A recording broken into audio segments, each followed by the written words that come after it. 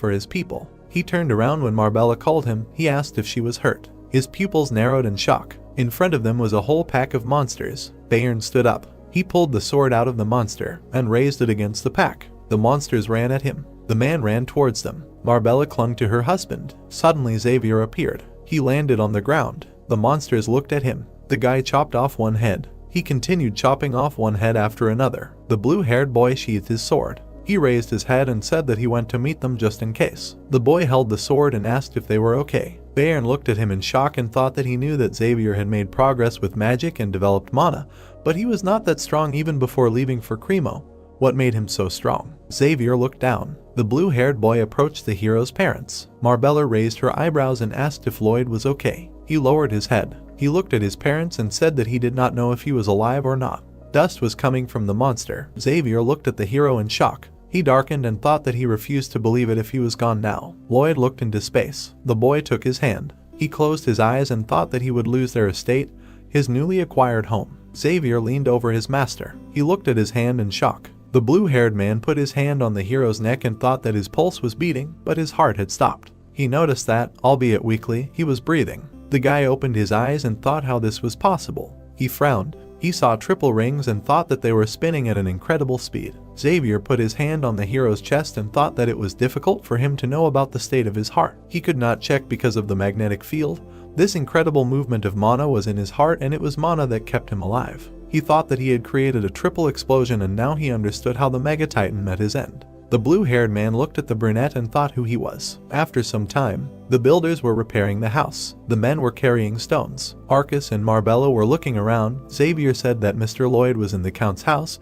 The doctor was looking after him there, but so far without any special changes. The man raised his eyebrows and said that it all looked scary, just Lloyd and him against the monster that did all this. The guy, without turning around, said that it was all thanks to Lloyd. He walked forward and said that only the master's power helped kill the monster. The parents looked at him worriedly and thought, is it possible that their son has such power? The man behind Arcus asked if they were going to the Count too. The other replied that since he can't help here, wouldn't it be better to go there? Arcus looked at them when one of them said that if it weren't for Lloyd, he would have frozen to death by now. It's hard to imagine how many people he saved while getting to the Mega Titan. Lloyd helped the man get out of the water. The man walked forward and said that he couldn't even move, thought he was going to die and had already given up and was waiting for death. The hero held a shovel and told Belle to absorb the debris so as not to hurt anyone. The woman put her hand to her mouth and said that she thought the fire had started from some fragments of the statue. If it had remained like that, the city would have turned into a sea of fire. Hippo was putting out the fire. The citizen said, did everyone see how he appeared out of nowhere and swallowed a huge amount of water and put out the fire? Xavier and company walked forward. People around were saying that it was hard to imagine how many people were now in debt to Lloyd. Many people were standing outside the Count's house. People bowed their heads and thought that they hoped that the savior of fathers, wives, mothers, all of them, would open their eyes. Lloyd was lying in bed.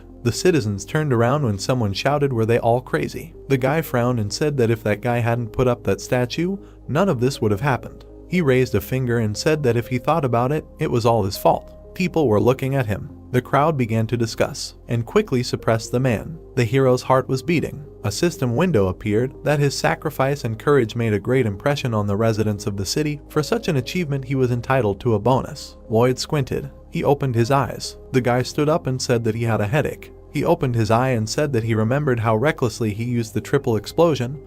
Was he even alive now? A system window appeared that if he were dead, he would not be able to see dreams. Lloyd looked at the system window and asked how this was possible. Wasn't his heart part of the settings? He was told that he would gradually learn everything. A system window appeared that he should pay attention to more important things. Someone entered his room. Xavier looked at him in shock. The brunette looked at him and said that he was just in time. He frowned and asked when they were promised to pay for the work. The blue-haired man looked at him and said that he saw that he was already better. He smiled. Lloyd raised an eyebrow when his name was called. His parents ran to him. They hugged him. The man cried and said he was fine, what a wretch he was, and his mother said it was a relief. Did he know how worried they were? Arcus thought it didn't matter if it was really their Lloyd. He was just grateful he was alive. The boy smiled. After a while, Royal Road Magenta. The man said, it says here that the Mega Titan is dead and no longer a danger. Those are the last words in Count Cremo's message. He bowed to the king. He said that it was very interesting that such an unusual young man had appeared on his lands. The man bowed when the king said to send a message to the Frontera estate inviting him, and that night, Queen Alicia looked ahead and said that she would decide whether what was described was true or not after a personal meeting. Notification, word of your courage and sacrifice is spreading throughout the country. The hero crossed his arms and stared at the system window. For increasing your reputation in society, you are entitled to bonus RP.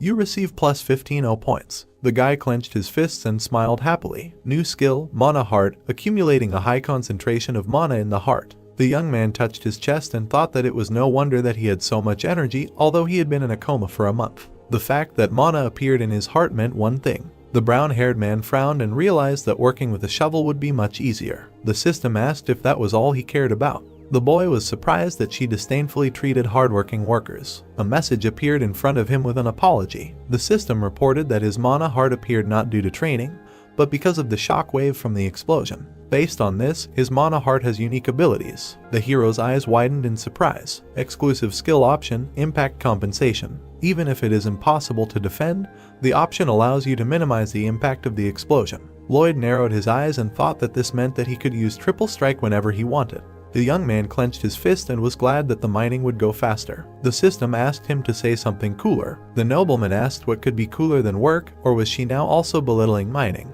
An apology followed immediately. The reason why the mana heart needs protection from the effects of the explosion is that mana is like an ammunition depot. Just bring a match to it and everything will blow up. Since the consequences of the blow are catastrophic, if you do not protect your heart, then get ready to say goodbye to life. But at that moment, the hero did not have a mana heart. Thanks to this, he is still alive. The shockwave settled in his heart. The brown-haired man touched his chest and noticed that, trying to save his life, the wave turned into a mana heart. The guy sighed and thought that while his mana heart was diligently developing, he did not notice it, believing that waving a shovel was much more useful. Sometimes it does not hurt to play the fool. Count Cremo climbed into the carriage and, apologizing for the wait, suggested that they leave immediately. The hero looked intently to the side and licked his lips. The carriage moved along the pavement. Lloyd propped his cheek on his fist, looking out the window, and asked how much money would be needed to restore the building and the road. The Count bowed his head and replied that the costs could exceed the city's monthly budget. The young man put on a serious face and said that if the Mega Titan had not died, the amount could have exceeded the annual budget. The man winced and, frowning, asked what he meant by that. The hero crossed his legs and muttered that compared to the annual budget, the payment he received could not even be called pocket money. The guy added that the statue erected to fight the Mega Titan had brought about such a disaster. The interlocutor silently lowered his chin. Lloyd continued that one cannot blame someone for their choice, because this choice was made by nature itself. The Count began to sweat. The aristocrat drawled that it was still good that there were people willing to sacrifice themselves. The young man smiled and remembered that he had overheard the servants saying that those who tried in the interests of the townspeople, regardless of status, were definitely entitled to monetary compensation. He was interested to know how strong the interests of the townspeople should be. Primo froze and said 1.5 times. There was a pause in the carriage. The man frowned and asked if that was enough. The interlocutor replied that there had been a misunderstanding and he had not asked for more money. The guy looked out the window and said that he now knew that for a feudal lord, the lives of the townspeople were only worthy of an increase of 1.5 times the total amount. The Count shuddered. The wheels clattered on the pavement. The man frowned and said that he was doubling. The brown-haired man did not tear himself away from contemplating the view outside the window. Sweat was pouring down the interlocutor's face. He looked nervously at the hero and exclaimed that he was tripling. Lloyd's sinister smile was visible in the reflection of the glass, which gave the Count goosebumps. Cremo looked warily at the outstretched hand. The brown-haired man smiled softly and said that he was impressed by such a reasonable expenditure of funds. He would consider this compensation and put the money in the right direction. The man shook his hand and agreed. The feudal lord thought that this was a crazy, strange extortion of pure water. However, he did not hate the guy, did not even get irritated, looking at his satisfied smile. The townspeople turned around, noticing the Count's carriage. People surrounded them, shouting the main character's name. The young man smiled awkwardly and thought that in Korea he was just a piece of trash. Cremo smiled and said that there were even magic balls installed on the podium that amplify the sound. All the residents really wanted to listen to the guy. The hero looked away and thought that he would have to say something motivating and heroic. A huge crowd looked at the young man standing on the stage and shouted his name. Lloyd sighed and took the ball, wondering how many people were there. Hundreds of eyes were fixed on him in anticipation. The guy took a deep breath and thought that if he could get money from everyone present, that would be great. To the surprised looks, the brown-haired man raised his finger and asked if the people had heard about the heating system. The dumbfounded spectators stared at him in silence. The young man looked around and, covering his face with his hand, muttered that they were not aware. The hero put his hands on the table and addressed the older generation, suffering from sore joints in the winter, and the parents, worried that their children would get sick. The townspeople listened in bewilderment as the aristocrat asked them how much time they had wasted trying to light a fire. Lloyd frowned and shouted that an hour or two, and if they were already over 50, then they had already wasted 15 years of their lives. The count looked sideways at the young man, who was yelling about the heating system, in shock. The brown-haired man frowned and showed on his hands how much the quality of life of all the townspeople would increase. The guy closed his eyes and added that if they wanted to get more information, then welcome to the Frontera estate. With that, he finished his advertisement and turned around. Cremo turned around and thought that there was a reason why he couldn't hate this young man. He was thorough in financial matters, persistent but reasonable. Besides, the young man did everything he had to. Instead of hating him, the count wanted to make him his subordinate. It would be too unreasonable to keep him in such a wilderness where he came from. The Frontera estate, which would be his sweet gold mine, and the chief knight here was Master Baron. Honest, sincere, hardworking. All good, but compared to his diligence, his knightly skills were average, maybe even worse. The hero thought that this was a problem. Lloyd looked at his interlocutor in surprise. Baron, with a cast on his left arm, laid out the sheets of paper in front of him and reported that all the preparations were complete. The list of land distribution was presented in this document. They decided to deal with the problem of the lack of labor on the farms, while the representatives of the orc tribe would fully engage in the mines. The man closed his eyes and added that thanks to the neighboring estate, they managed to conclude a large contract for the installation of a heating system. With a 30% discount, the net profit rate would be 10%, but given the turnover of coal, the final net profit rate exceeded 50%. The warrior wanted to continue talking about waterproofing and restoration, but the young man asked him to slow down. The guy smiled tensely and asked if he had really been doing all this while he was gone. Baron looked questioningly at the young gentleman and replied that he had simply fulfilled his request to keep an eye on everything while he was gone. A young man entered the door and reported to the main knight that the last level of the heating system had been laid. An inspection was required. The swordsman turned around and said that he would be there in 30 minutes. The protagonist watched as Baron checked the work done. The man smiled and praised the workers for doing everything without a single mistake. The subordinates smiled sheepishly. The knight asked them to take into account that it was for moments like these that he had been yelling at them. They were now the most important members of their team. Lloyd stared at him in shock. He admired how literate the man was. This guy was born at the wrong time. If they were in Korea, he would have been the CEO of some conglomerate. The young man decided that he definitely needed to be rewarded. Notification: the Frontera Estate's home floor heating system has been completed. The Frontera-style floor heating system will appear in the pages of the continent's history. A huge amount of RP will be awarded for incredible achievements in construction. Bonus RP plus 400. It turned out that such a large flow of orders for the heating system was the work of the Baron and Baroness. It turned out that these people had something to offer besides the estate. Since the moment of his birth, he had been lucky, and now, thanks to the new generation, many will either cry or laugh. The hero threw the shovel over his shoulder and watched the progress of construction together with the knight. Xavier raised his head and assumed that such a large storage facility would be needed to store coal. The young man agreed, because endless streams of coal awaited them. He smiled and thought that, thanks to the construction fee, he was able to pay off more than half of their debt. And he also had water checks from their neighbor waiting for him. Lloyd grinned crookedly and was glad that he was close to a carefree life. The swordsman glanced sideways at his grin. The guy did not express emotions, but he thought that this facial expression, which he saw from time to time, irritated him and awakened the desire to hit the master. The doom sounded. The interlocutors turned around, and the brown-haired man asked where the sound was coming from. Xavier replied that he had never heard it before, but the trumpet usually announced the arrival of an imperial envoy. A man on horseback, surrounded by knights and servants, was approaching them. The hero raised an eyebrow, not understanding where an imperial envoy could come from. A red carpet was laid out on the ground, and the guest elegantly jumped down from his horse onto it. He tossed the scroll with an elegant gesture and, catching it with one hand, unrolled it. The pages applauded him with admiration.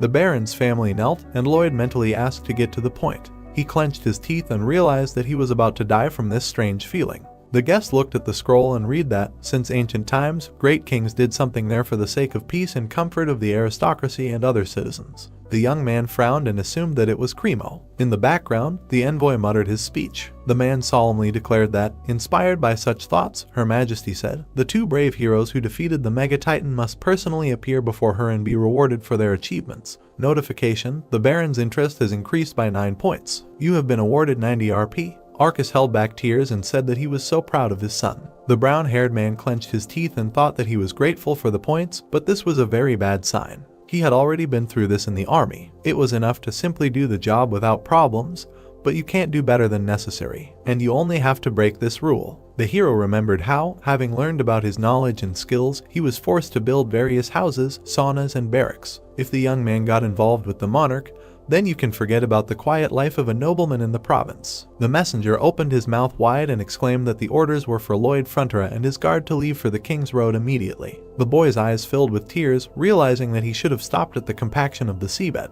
That damn lobster had cursed him. He wondered what he was going to do now. If the monarch chose him, he would have to toil for him for the rest of his life. He could try to play dumb, but then they might chop off his head. The carriage drove through the forest, surrounded by guards. The hero's face sank, looking down with an empty gaze. Xavier looked at the gentleman and noted that he looked as if he had been sentenced to death. The young man agreed and looked questioningly at his interlocutor when the latter said that this was unexpected. The knight crossed his arms and said that if it were Mr. Lloyd, he would be in seventh heaven, thinking that he could get rich at the monarch's expense. The brown-haired man looked at the swordsman carefully and thought that he had information. The identity of Queen Magenta, her future, the situation on the royal road. If the hero uses all this information, then he has a chance. Xavier is right. If the situation turned out this way, then he should use it to his advantage. The guy smiled decisively and thought that this would be needed against the royal road. After a while, the main character and his guard bowed, greeting the queen. The ruler ordered them to raise their heads, and the brown-haired man looked at her carefully. A red-haired woman in a cloak stood above him. Lloyd smiled tensely and thought that at some point he was even scared.